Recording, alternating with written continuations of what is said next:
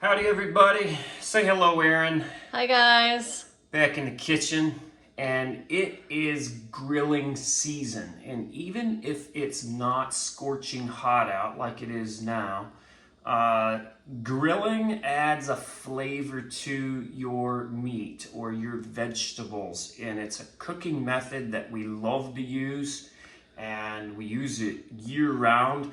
But in this particular instance, I want to talk about grilling chicken breasts because a lot of you folks are doing it, and I want to give you a couple of tips that are going to make these absolutely perfect. So we're dealing with food science here, and with the chicken breast, first and foremost, one of your key aspects is uniform thickness.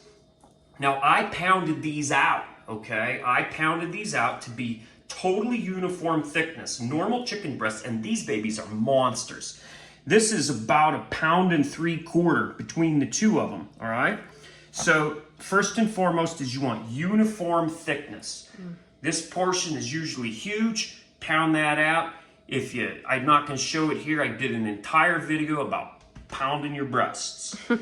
So I also pre-seasoned these. You want to use your favorite rub, okay? Whatever chicken rub you love, use that. The key here is the longer the time you have it, the deeper it penetrates the meat. I tend to stay away from sugar in my rubs. I don't like that flavor. I tend to stay with the salt heavy, build everything around that. I make all my own rubs. Anyway, the longer you leave that rub, the more that's going to penetrate. Optimally, you would like to do this in the morning if you're going to do this, if you're going to cook them in the evening. That penetrates really well. So the next step is to prep these for the grill in that really hot surface. And I want to make sure that since chicken breasts have such little fat on them, I'm going to give these just a little drink of olive oil, okay? And that is only to make certain that they don't stick to the really hot grill. That's all I'm doing here. Now rotate them over, give them a little sip of olive oil. I'm gonna lightly brush that on. And if your rub has been on there for a long time, it is going to be almost fully incorporated to the meat. You're not going to have to worry so much about brushing it off. So I got these babies pounded, I've got them seasoned, and I've got them lightly oiled so they don't stick to the grill. Next is, we're going to hit the grill. We'll see you outside. All right, everybody, we're ready to get these babies on the grill, and I just want to show you something. It comes to the next topic, and that is very high heat. I started the grill maybe 15 minutes ago, and I'm cooking these on a grill. And for all the purists out there, they're like, you gotta cook over charcoal. I just want to show you, I can cook on charcoal. I've got an offset smoker, and I've got all the toys. But for most folks, most people, this is your go-to, and Yeah. I just want to show you, this is not a fancy grill, okay? It's just as cheap a Weber as I could find.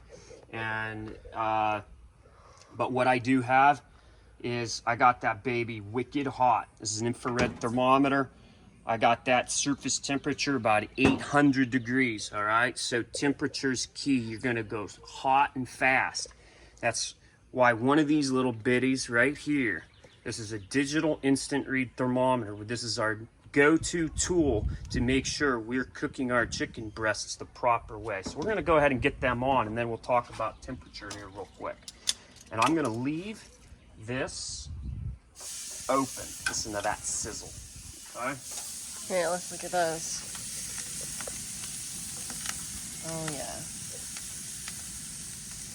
So one of the things I'm going to talk to you about temperature and why this little tool right here, you can get them on Amazon now.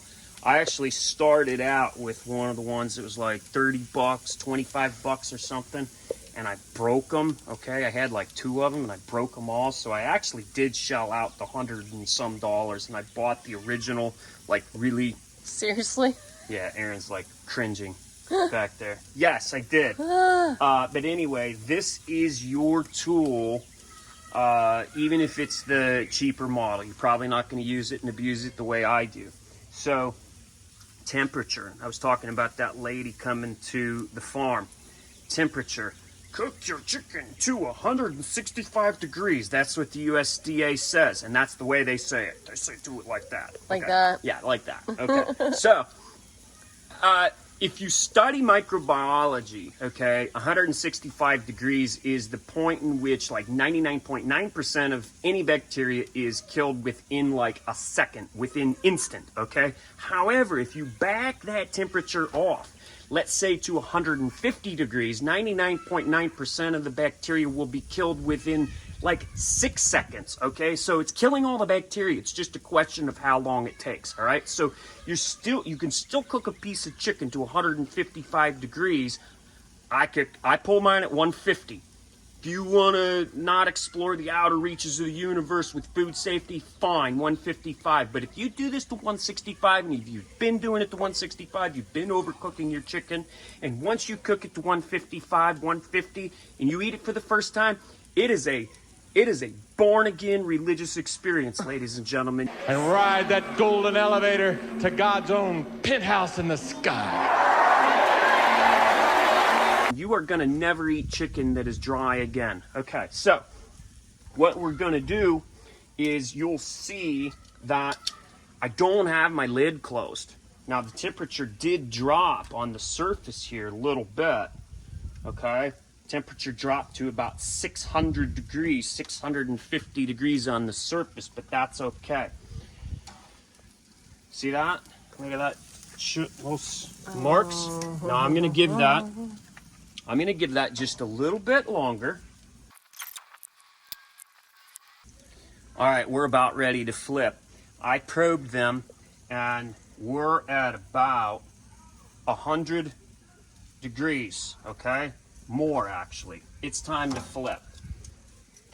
I'm just going to go one time over. One time over.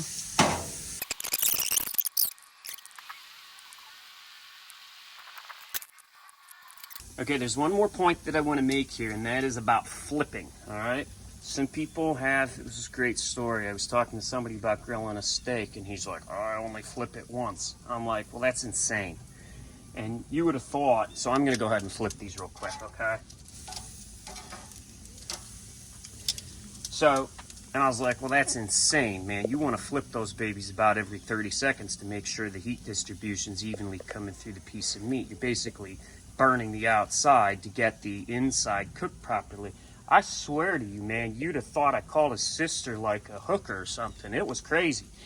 Because there's all these myths within, you know, who does what and barbecue and how it works. And this is just basic food science, ladies and gentlemen. Okay, so if you allow that, if you don't flip that numerous times, you're burning one side to get that heat penetrated into the middle to get your doneness. You do not want to just let it sit there. I mean, forget the grill marks. The grill marks is just presentation, everybody. Yeah, it looks cool, but by the time, when it's in your belly, nobody cares, all right? So, flipping, you're going to see me as this begins to ramp up. What's that? See? Yeah, 122. Now, it's important when you're using your digital instant read thermometer. I'm not coming down on it like that because it reads at the tip of the probe. I'm coming in on the side like that. Look at that. See where we're at? Oh, no. Okay, yes. Okay. I'm going to flip that one more time to make sure. That's about it, right? That's about it. I'm going to take a reading off of that one. I always want to go in that thickest part of the meat. I'm at 128 degrees. Not much longer. These babies are done. I'm probably going to flip them just one more time just to make sure.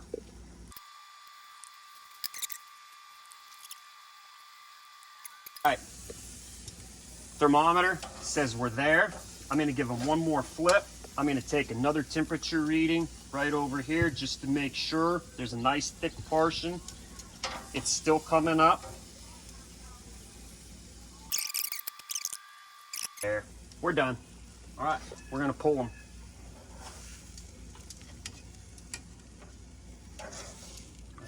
Look at that juice. It's Oh my juicy. gosh. Look at that.